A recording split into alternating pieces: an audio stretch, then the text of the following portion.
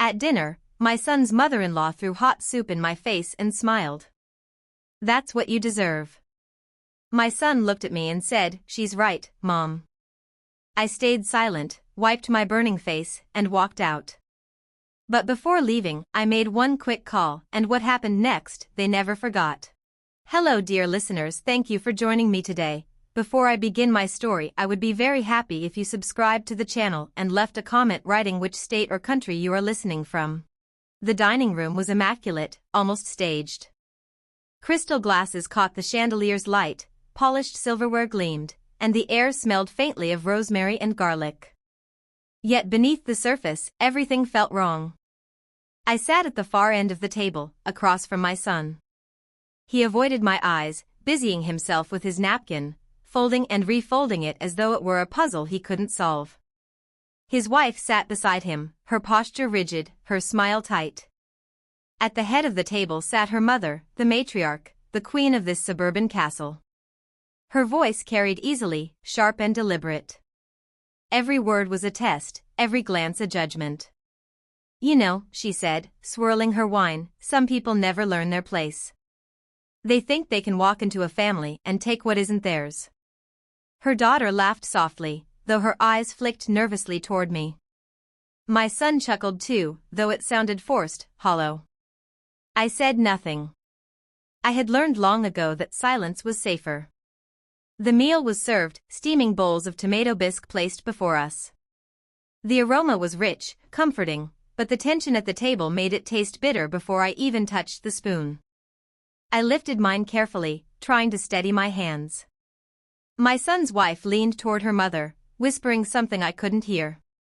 They both smiled. Then it happened. The mother-in-law lifted her bowl, her movements slow, deliberate. She looked directly at me, her eyes gleaming with something cruel. And then, without hesitation, she threw the soup in my face. The heat seared my skin. I gasped, blinking through the sting, the liquid dripping down my cheeks, soaking into my blouse. She smiled. "That's what you deserve," she said. I turned to my son, expecting outrage, expecting him to leap to his feet, to defend me. But he didn't move. Didn't flinch. He looked at me, then at her, and said, "She's right, Mom." The words cut deeper than the burn of the soup. I stared at him, my heart pounding, my breath shallow.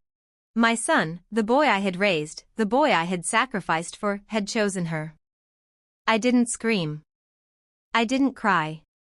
I just wiped my burning face with the edge of the napkin, stood up, and walked out. The night air was cold against my skin, soothing the burn. I stepped outside, my hands trembling, my heart heavy. I pulled out my phone, my fingers shaking as I dialed. The line clicked. A voice answered.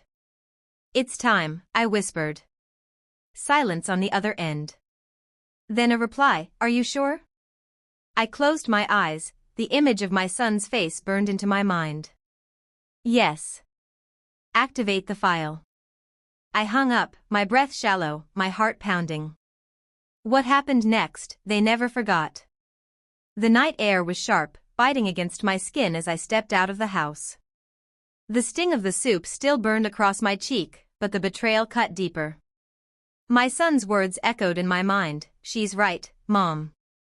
I walked down the driveway, each step heavy, each breath shallow. My hand trembled as I reached for my phone. I knew the number by heart, I had never forgotten it, though I hadn't dialed it in years. I pressed the digits slowly, deliberately, as though each one carried the weight of a decision I couldn't undo. The line clicked. A voice answered. "Hello?" The voice was low, steady, familiar. I closed my eyes, the memories flooding back. "It's me," I whispered. Silence. Then a sharp intake of breath. "Are you sure?" I swallowed hard, my throat tight. "Yes. It's time. Activate the file." Nadine's voice was calm, but I could hear the tension beneath it. "You understand what this means?" I nodded, though she couldn't see me. "I understand. I've carried this for too long. Tonight, it ends." Years ago, when my son was still a boy, Nadine and I had made a pact. She was a lawyer, sharp and relentless, but more than that, she was my friend. She had seen what I endured, the whispers, the manipulation, the cruelty. She had helped me gather evidence, piece by piece, document by document. We called it the file. Inside were photographs, contracts, audio recordings, proof of betrayal, proof of abuse, proof of secrets buried beneath layers of silence. I had locked it away, hidden it in the attic, telling myself I would never need it. But tonight, after the soup, after my son's words, I knew the time had come. I drove through the night, the streets empty, the silence heavy. My hands gripped the steering wheel, my knuckles white. Every turn of the road felt like a step deeper into the past. Every shadow felt like a reminder of what I had buried. I pulled into my driveway, the house looming before me like a monument to secrets. I stepped inside, the air cold, the silence thick. The stairs creaked beneath my feet as I climbed to the attic. The air was dusty, heavy with the scent of old wood and forgotten memories. I moved to the corner, where a trunk lay covered in dust. My hands trembled as I lifted the lid. Inside was the box. I pulled it out, my breath shallow, my heart pounding. The lock was old, rusted, but the key was still hidden beneath the lining. I turned it slowly, the click echoing in the silence. The lid opened. Photographs spilled out, faces frozen in time, eyes hollow, smiles forced. Contracts lay folded, their ink dark, their words heavy. Audio tapes rattled in their cases, their labels faded but still legible. I lifted one photograph, my breath catching. It was her, the mother-in-law, younger, her smile sharp, her eyes cold. Beside her was a man I recognized all too well.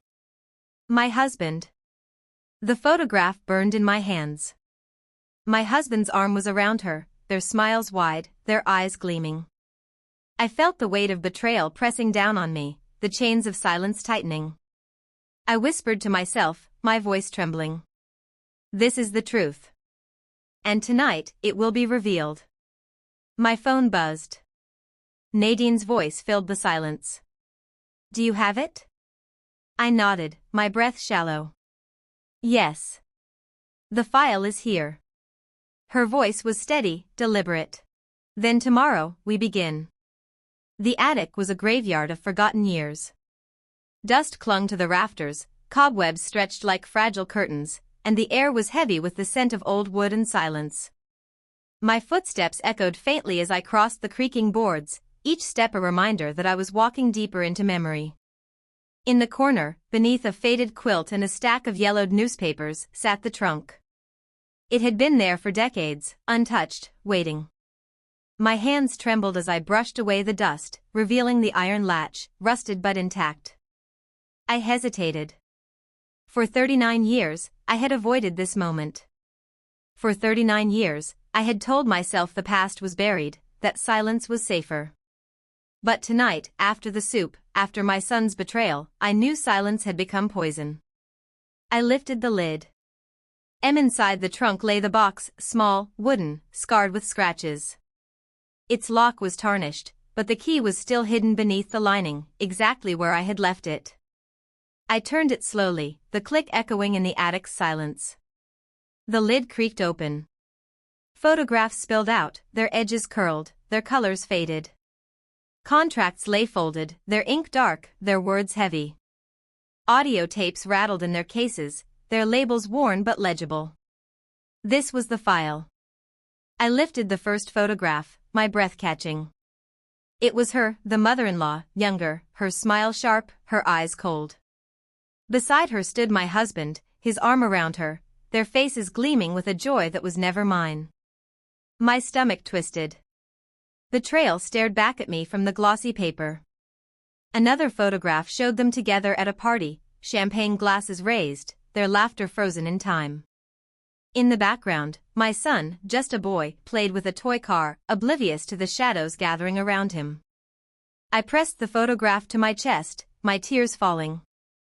This is the truth, I whispered. And tonight, it will be revealed. I unfolded the contracts, the paper brittle, the ink still sharp. They were agreements, financial documents, property transfers, signatures that bound my husband to her. One contract bore my husband's name beside hers, their signatures entwined like a vow. The date was 39 years ago, the year everything changed. I felt the weight of betrayal pressing down on me, the chains of silence tightening. I lifted one tape, its label faded but legible, June 1986. I placed it in the old recorder, my hands trembling. The tape hissed, then a voice filled the attic. Her voice. "You'll never tell her," she said, her tone sharp, deliberate. "She doesn't deserve the truth. She doesn't deserve him." My husband's voice followed, low, hesitant. "She'll never know. We'll keep it buried." The words cut deeper than any blade. I pressed stop, my breath shallow, my heart pounding. The photographs, the contracts, the tapes, together, they told a story of betrayal, of silence, of secrets buried behind walls. This was the file Nadine had helped me build. This was the truth I had carried for decades. And tonight, it would be revealed. My phone buzzed. Nadine's voice filled the silence. "Do you have it?" I nodded, my breath shallow. "Yes. The file is here." Her voice was steady, deliberate. "Then tomorrow, we begin." I closed the box, my hands trembling. The attic seemed darker, the shadows deeper. Tomorrow, the silence would end. The morning after retrieving the file, the house felt different. The silence was heavier, the air colder, as though the walls themselves knew what was coming. I sat at the kitchen table, the box open before me, its contents spread like wounds that refused to heal. Photographs stared up at me, their smiles mocking. Contracts lay folded, their ink sharp, their words binding. Audio tapes rattled faintly in their cases, whispering secrets that had waited 39 years. I knew what I had to do. That evening, I returned to my son's house. The family was gathered again, my son, his wife, her mother, her father. Their laughter filled the room, hollow and sharp, echoing against the walls. I stepped inside, the box in my hands. The room fell silent. Her eyes, the mother-in-law's, narrowed. "You shouldn't be here," she said. I placed the box on the table, my voice steady. "I should have been here 39 years ago. Tonight, I am." I lifted the first photograph, holding it up for them to see. My husband's arm around her, their smiles wide, their eyes gleaming. My son's face paled. "Dad." Her smile faltered, her eyes cold. "That means nothing." I shook my head. "It means everything. It means betrayal. It means silence. It means the truth you buried." I unfolded the contracts, laying them on the table. Their signatures entwined, their words binding. Her voice was sharp, deliberate. "Those are old. They don't matter." I met her gaze, my voice steady. "They matter because they prove you bound him to you. They matter because they prove you stole what was mine." My son's hands trembled as he reached for the papers. His eyes scanned the words, his breath shallow. "Dad signed this, with you?" Her silence was answer enough. I lifted the tape, placing it in the recorder. The hiss filled the room, then her voice. "You'll never tell her. She doesn't deserve the truth. She doesn't deserve him." My husband's voice followed, low, hesitant. "She'll never know. We'll keep it buried." The room froze. My son's tears fell, his voice breaking. "You knew, all this time?" I nodded, my heart heavy. I knew. And I stayed silent. But tonight, silence ends. Her voice rose, sharp and furious. "You think this will change anything? You think dragging up the past will free you? You are nothing. You always were." I stood tall, my voice steady. "I was nothing because you made me nothing. But tonight, I am everything you fear. Tonight, I am the truth." My son's wife sobbed, her tears. My son's wife sobbed, her tears streaming. Mom, how could you? Her mother's gaze was cold, unyielding.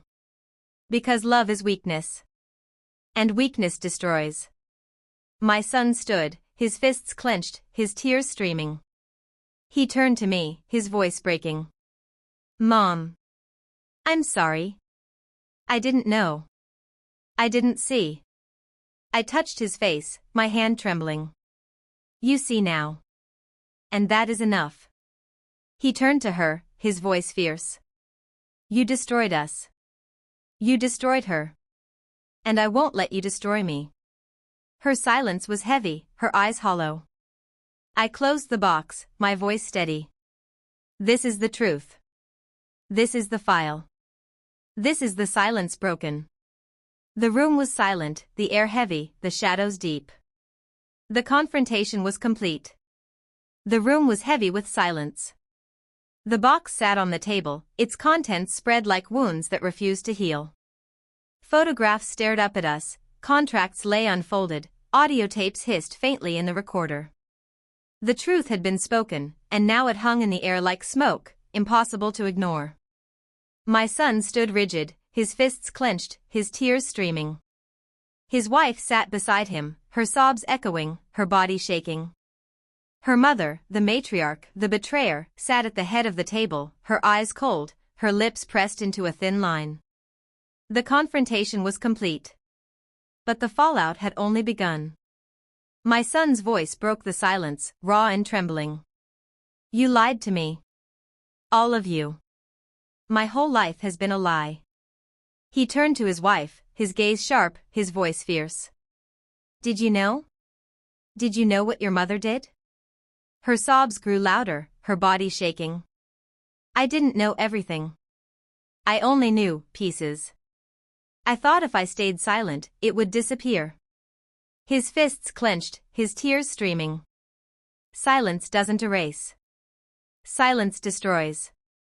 My husband sat in silence, his eyes hollow, his hands trembling. He whispered, his voice trembling. Forgive me. Forgive me for the silence. Forgive me for the betrayal. I turned to him, I turned to him, my voice steady. I forgive you. But forgiveness does not erase the past. It only frees the future. His tears fell, raw and unrestrained. I should have spoken. I should have told you. I should have stopped it. I shook my head, my heart heavy. Silence is betrayal. But tonight, silence is broken. Her voice rose, sharp and furious. You think this will change anything? You think dragging up the past will free you? You are nothing. You always were. I stood tall, my voice steady. I was nothing because you made me nothing. But tonight, I am everything you fear. Tonight, I am the truth. Her silence was heavy, her eyes hollow. The door opened. Nadine stepped inside, her presence commanding, her gaze sharp. She carried a folder, thick with papers, her voice steady. Enough, she said. The truth is here. And now, justice begins. She placed the folder on the table, her hands firm. I've filed the complaint. Tomorrow, the court will hear this. My son's eyes widened, his breath shallow. Court. Nadine nodded. Yes. This isn't just family. This is law. And the law will not stay silent. My son's wife sobbed, her tears streaming. Mom, how could you? Her mother's gaze was cold, unyielding. Because love is weakness. And weakness destroys. My son stood, his voice fierce. Then I choose weakness. I choose love. And I choose truth. Her silence was heavy, her eyes hollow. The house was silent, the air heavy, the shadows deep. The box lay closed, its contents sealed, its truth spoken. The family was fractured, the silence broken, the path to justice begun. The courthouse loomed like a fortress, its stone walls cold, its steps worn by decades of footsteps carrying secrets, betrayals, and pleas for justice. I stood at the bottom of those steps, the box clutched in my hands, my breath shallow, my heart pounding. Inside that box lay 39 years of silence. Tonight, silence would speak. The courtroom was stark, its walls lined with wood, its benches filled with strangers. The judge sat high above, his gaze steady, his gavel resting like a weapon. The jury sat to the side, their faces unreadable, their eyes sharp. My son sat behind me, his hands trembling, his eyes hollow. Nadine sat beside me, her presence commanding, her gaze sharp. Across the room sat the mother-in-law, her posture rigid, her smile cold. The trial had begun. Nadine rose, her voice steady, deliberate. This case is about silence. Silence that destroyed a family. Silence that hid betrayal. Silence that carried a debt for 39 years. She gestured to the box. Inside this box lies the truth. Photographs, contracts, tapes. Evidence of betrayal. Evidence of silence. Evidence that cannot be ignored. Her words hung in the air, heavy, deliberate. I lifted the first photograph, my hands trembling. My husband's arm around her, their smiles wide, their eyes gleaming. The jury leaned forward, their eyes sharp. I unfolded the contracts, their ink dark, their words binding. The judge's gaze narrowed, his gavel tapping lightly. I placed the tape in the recorder. The hiss filled the room, then her voice. You'll never tell her. She doesn't deserve the truth. She doesn't deserve him. My husband's voice followed, low, hesitant. She'll never know. We'll keep it buried. The room froze. I rose, my voice trembling but steady. For 39 years, I carried this silence.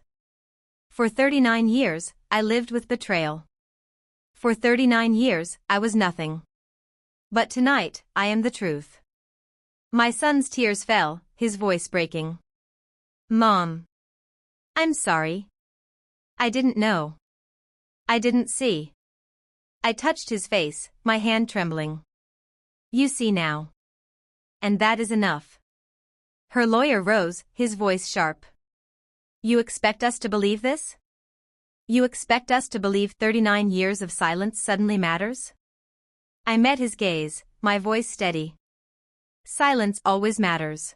Silence destroys. Silence kills. And tonight, silence ends. Her gaze was cold, her lips pressed into a thin line. My son rose, his voice fierce. I won't be owned by secrets. I won't be bound by silence. I will rebuild. I will live. His words hung in the air, heavy, deliberate. The jury returned, their faces unreadable, their eyes sharp. The foreman rose, his voice steady. We find the defendant guilty. The gavel struck, the sound echoing through the courtroom. The trial was complete. The verdict echoed long after the gavel struck. Guilty. The word reverberated through the courtroom, through the corridors, through the marrow of everyone who had lived under her shadow. But trials end in silence. And silence is where reckoning begins. She left the courthouse surrounded by whispers. Neighbors who once admired her turned their faces away. Friends who once praised her crossed the street. Her name, once spoken with respect, became a curse. The newspapers carried the story, matriarch exposed, 39 years of betrayal. Her photograph, once polished and proud, now stared back from headlines with hollow eyes. Her empire of influence crumbled. Invitations stopped. Doors closed.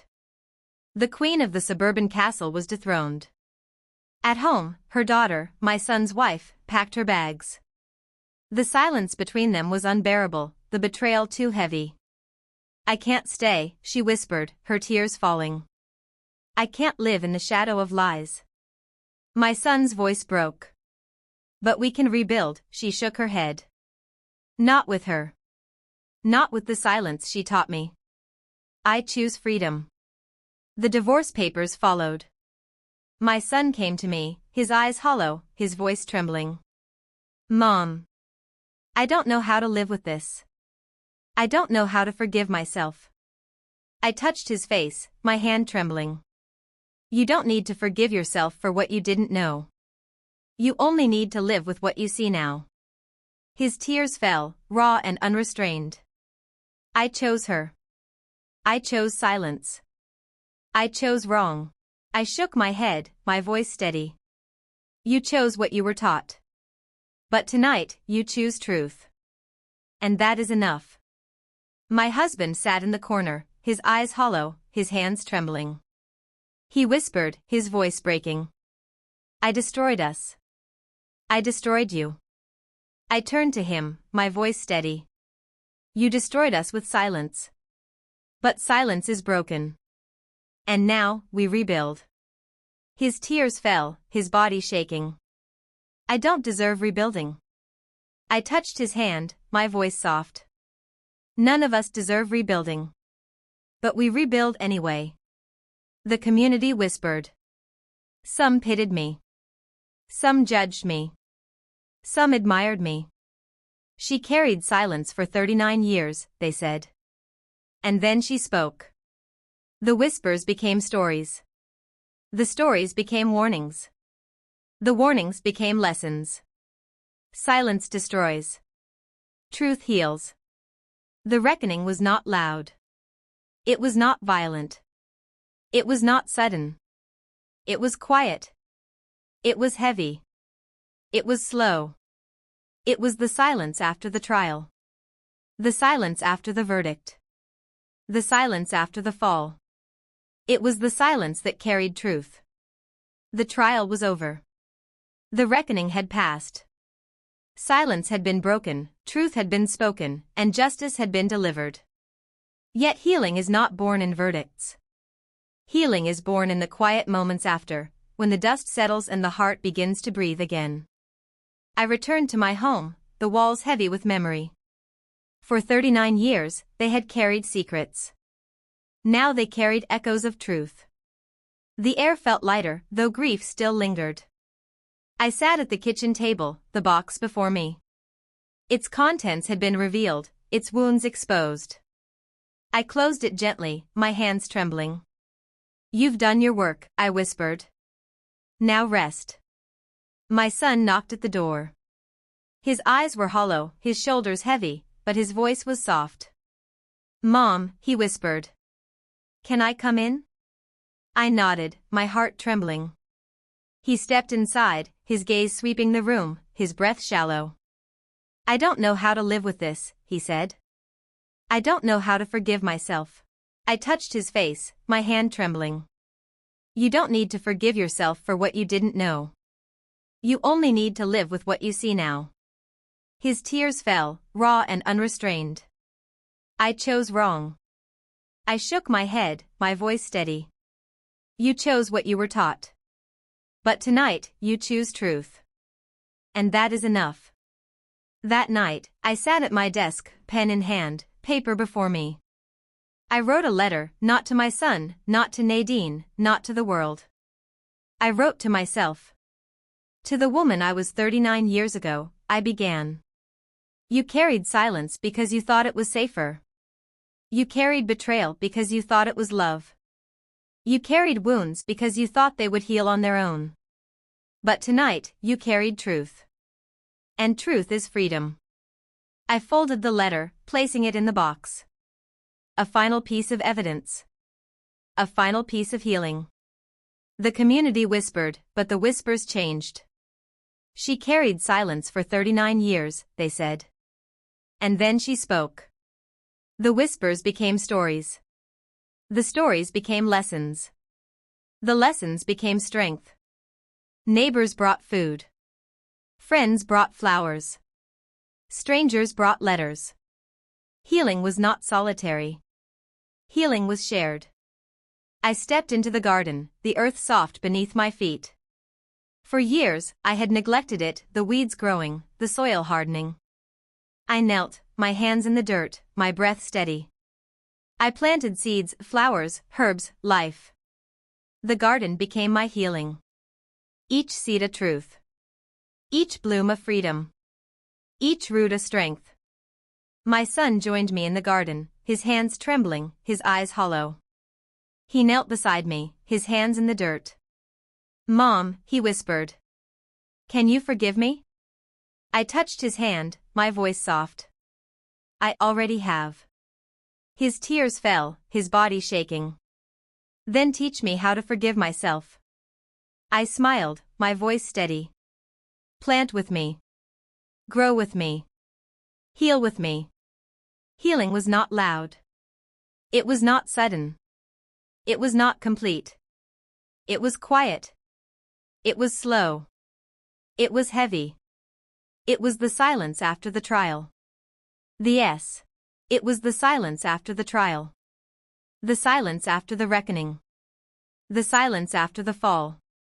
It was the silence that carried truth. The seasons turned. Winter's silence gave way to spring's renewal, and the garden I had planted with my son began to bloom. Each flower carried a memory, each leaf a truth, each root a strength. The box, once a vessel of betrayal, now rested quietly in the attic. Its contents had been revealed, its wounds spoken, its silence broken. I no longer feared it. It was no longer a burden. It was history. My son visited often.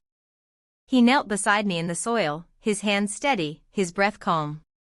The guilt that had once hollowed his eyes softened into something gentler, humility, awareness, hope. He no longer asked for forgiveness. He simply lived it, day by day, in the way he spoke, the way he listened, the way he planted. The community, too, changed. Where whispers once carried judgment, they now carried respect. Neighbors who had turned away now nodded in greeting.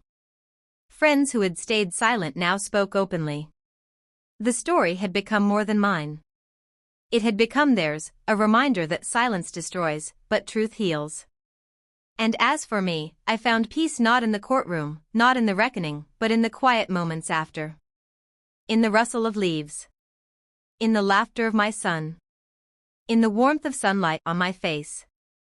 I wrote one final letter, not to my younger self, but to the future. To whoever finds this box, know this: silence is heavy, but truth is light. Carry the light. Speak the truth. And never let betrayal define you. Healing is slow, but it is real. And it begins the moment you choose to see. I folded the letter, placed it in the box, and closed the lid. The garden bloomed. The silence was gone. The truth remained.